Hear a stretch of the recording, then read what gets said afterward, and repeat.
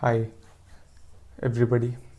Today I want to discuss about application of a steady flow.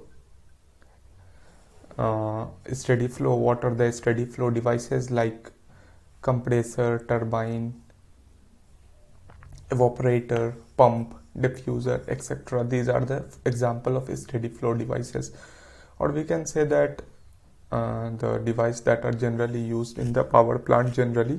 For example, turbine, compressor, pump, nozzle, evaporator, etc.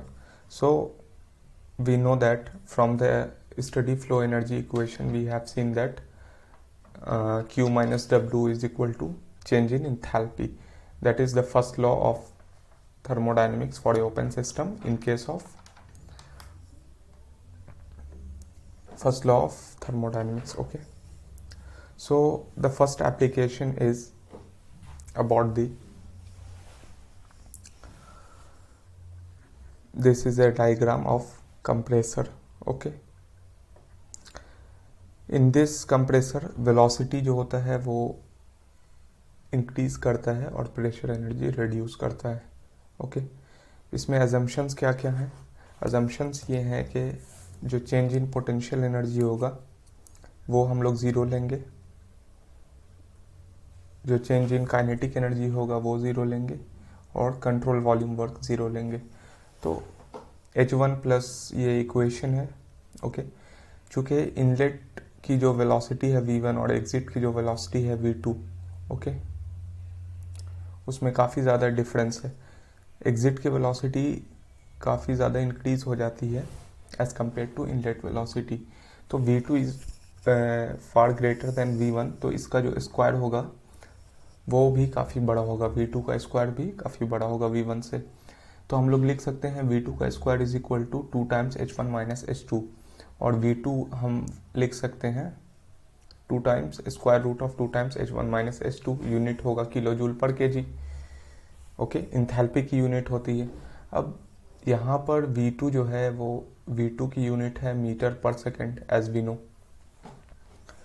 But on squaring on both side हम लोग देख चुके हैं कि V2 on squaring on both side अगर कर देते हैं तो V2 स्क्वायर हो जाएगा. V2 स्क्वायर का यूनिट है मीटर स्क्वायर पर सेकेंड स्क्वायर, और इसको हम लोग दूसरे फॉर्म में इस तरीके से भी लिख सकते हैं joule per KG, and this one become change in enthalpy that is kilo joule per KG जो यूनिट है. अब हम लोगों को यूनिट सेम करना है, तो किलो जूल को जूल में कन्वर्ट करना है तो हम लोग 1000 से मल्टीप्लाई कर देंगे. ओके, सो अगर इस वैल्यू में हम 1000 से मल्टीप्लाई कर देते हैं तो जो किलो जूल है वो जूल में आ जाएगा. तो जूल पर केजी और joule per KG unit same हो गया, तो जो नया फॉर्मूला बनता है वो ये होता है 2000 under root H1 minus H2, इसका स्क्वायर रूट अप्रॉक्स 44.72 आता है. ओके, अगर क्वेश्चन में पहले से दिया हुआ है इंथैल्पी जूल पर केजी में तो हम लोगों को 1000 से मल्टीप्लाई करने की ज़रूरत नहीं है. The second steady flow device is the turbine. Turbine में हम लोग एज्यूम करते हैं कि हीट ट्रांसफ़र जो है वो ज़ीरो है. Okay, change in potential and kinetic energy भी ज़ीरो है. तो यहाँ पर स्टेडी फ्लो एनर्जी इक्वेशन लिखा, जो टर्म कैंसिल हो रहे थे एजम्पशंस के अकॉर्डिंग वो मैंने कैंसिल कर दिए. तो वर्क डन जो आ रहा है वो इंथैल्पी का डिफरेंस आ रहा है, enthalpy at inlet minus enthalpy at exit. Okay, क्योंकि इंथैल्पी एट इनलेट जो होती है वो काफ़ी ज़्यादा होती है एट एग्जिट. ओके, तो ये वैल्यू पॉजिटिव आएगी. पॉजिटिव आने का मतलब ये हुआ कि ये डिवाइस वर्क कर रहा है, या फिर ये इसको हम लोग वर्क प्रोड्यूसिंग डिवाइस भी कह सकते हैं. We have the power formula as power is equal to m dot into work. अब ये फार्मूला को अगर हमको वेरीफाई करना है तो हम लोग यूनिट से देख सकते हैं. m डॉट मतलब मास फ्लो रेट जो कि kg पर सेकेंड है, वर्क का kilo joule per kg, kg से kg cancel, kilo joule per second kilowatt हो गया, पावर का यूनिट किलो वाट होता है, वाट होता है, किलो से मल्टीप्लाई कर दिया किलो वाट हो गया. So we can write the formula of P is equal to m dot W. The third steady flow device is compressor. In the compressor we have assumed that change in kinetic energy 0, Q 0, potential energy 0. Okay, Now, so after cancelling all the term we get H1 minus H2. Okay, अब यहाँ पर जो exit enthalpy है that is H2, ये greater होता है inlet वाली enthalpy से। ओके, क्योंकि इस पे कुछ कंप्रेसर के द्वारा फ्लूइड पे वर्क होता है।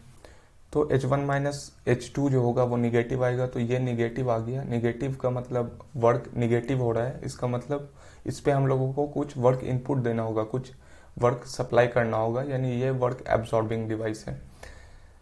आगे हम लोग डिस्कस करते हैं पोरस प्लग। पोरस प्लग इस तरीके से है। ओके,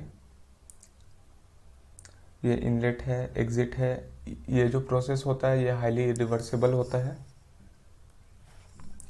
इसमें हम लोग सारे अजम्पशंस अप्रॉक्स मान लेते हैं। Change in potential energy zero, change in kinetic energy zero, work zero, heat zero. तो इसमें वैल्यू जो आती है वो H1 is equal to H2। Now coming on to the throttling device. Throttling device की अगर बात करें तो थ्रॉटलिंग का मतलब क्या होता है? थ्रॉटलिंग का मतलब passing of a fluid through a very narrow or restricted passage. Okay, तो ये it is an expansion process, ये एक एक्सपेंशन प्रोसेस है थ्रू रिस्ट्रिक्टेड पैसेज, कोई रिस्ट्रिक्टेड पैसेज से। Example flow through partially open valve, कोई टैप है उसको हम लोग थोड़ा सा ओपन कर रहे हैं तो वॉल्व जो होगा वो पार्शियली ओपन रहेगा एंड पार्शियली क्लोज रहेगा। तो यहाँ पर जो फ्लो होगा काफ़ी इसमें रिस्ट्रिक्शंस रहेंगी, काफ़ी ज़्यादा फ्रिक्शन इन्वॉल्व होगा। और flow through very small opening, कोई स्मॉल ओपनिंग से जैसे हम लोग शावर यूज़ करते हैं, या फिर कोई पोरस प्लग है। जैसे हम लोग अपना स्वेटिंग का एग्जांपल ले सकते हैं। हमारी बॉडी स्वेट करती है, हमारी बॉडी में पोर्सेज होते हैं जिससे सॉल्ट या वाटर बॉडी का बाहर आता है। ओके, तो कैरेक्टरिस्टिक्स, अगर हम लोग थ्रॉटलिंग प्रोसेस की कैरेक्टरिस्टिक्स पे बात करें तो ये हाईली इरिवर्सिबल प्रोसेस हो रहा है। ओके, इसमें कोई हीट ट्रांसफ़र नहीं होता है क्योंकि जो भी थ्रॉटल डिवाइस होता है, ओके, उसका लेंथ काफ़ी छोटा होता है और उसमें जो फ्लूइड जितने देर में उस डिवाइस को क्रॉस करती है वो काफ़ी कम टाइम होता है। तो इसमें हीट ट्रांसफ़र करने का टाइम नहीं मिलता, मतलब प्रोसेस काफ़ी फास्ट होता है। ओके, इसमें कोई वर्क डन नहीं होता।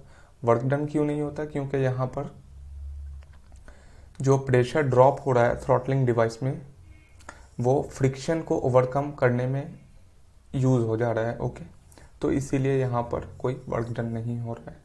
और ये आइसोइंथैल्पिक प्रोसेस है जो हम लोगों ने अभी पोरस प्लग का डेरिवेशन देखा था, H1 is equal to H2। अब अगर H1 is equal to H2 है, दिस इम्प्लाइज दैट के टेम्परेचर भी सेम होगा क्योंकि enthalpy is a function of temperature.